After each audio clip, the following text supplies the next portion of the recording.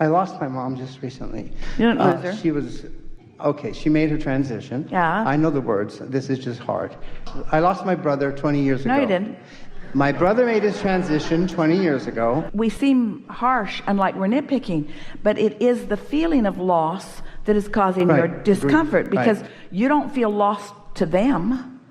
So why do they feel lost to you? Because you've been training yourself, like most other humans, to need the condition of them in order to find them. Find the unconditioned of them, because they are aware of you and loving you and focused to you and through you and giving you ideas. You are in the receiving mode often, but when you call them lost, you're not.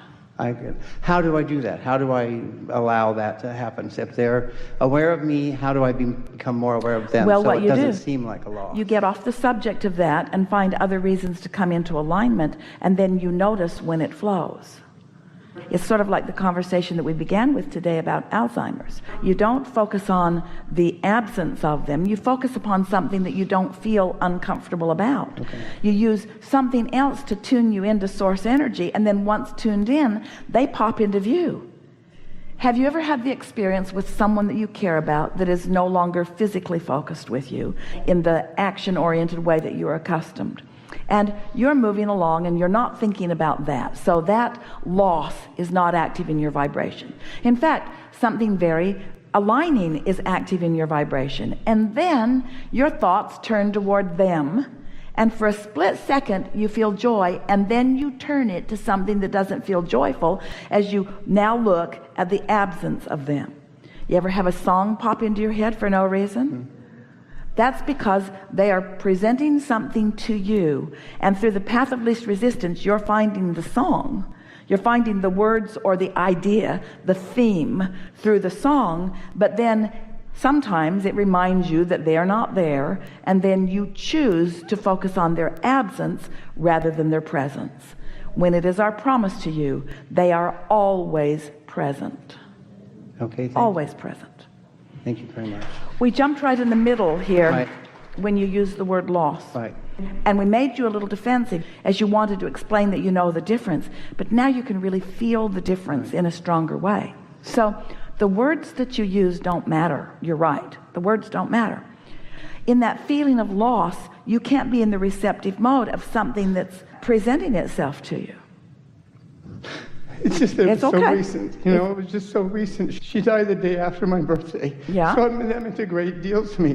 But I still feel the word I used, lost, because that's what I'm feeling, is the loss, not her presence. Well, you have lost her physical roaming around, and you have lost her getting in your face and trying to tell you that you could do that different or better. You have lost her nagging voice. You've lost that. We're being playful with you, it's not helping. You have lost the physicality. You see, you're so good at translating vibration through your eyes and through your senses that you feel like when there's a vibration that you can't translate in that way, that it isn't there. Your dog hears things you don't hear. You think he's making it up? No. Your dog smells things you don't smell or want to smell. You think he's making that up?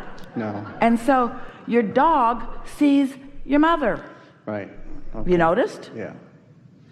And so Esther has a friend, a dear friend, who sees energy. Esther is an auditory translator of vibration. Her friend can visually translate. And so when she's in the room, she can see Jerry right here with Esther. Well, Esther cannot see Jerry. She feels him. She hears him. She feels his guidance. She knows that he's in her mind helping her with thoughts. She can feel the blending, the matching, the soul mating. She can feel that. And when she focuses there, it brings an elation to her that is as much, if not more, than she experienced when they were present in their physical bodies together. But she cannot yet see him. So she's got that loss of the physical of him, that loss of the visual of him. But you know, the steadiness of him more than makes up for that, and the always there-ness of him always makes up for that, and the intimacy of the thought in the moment makes up for that, and the readiness to play makes up for that, and the exhilaration. So her life is now more whole, more aware, more tuned in, more broad, more expert, more exhilaration, more life than she has ever experienced before. That's not loss. You're very practiced at this, so someone who's not very practiced she cried for a year. What do we do? She cried for a year. Okay. And shouted mean things. Okay, thank you. In other words, it's not easy. The transition is not easy. Right. But it's our promise to you that it doesn't need to be so hard.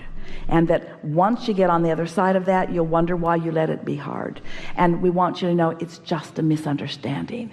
And it starts with thinking you've lost something, when really the potential of finding something so much more is there. Thank you very much. Yeah. Appreciate it. Yeah. Good.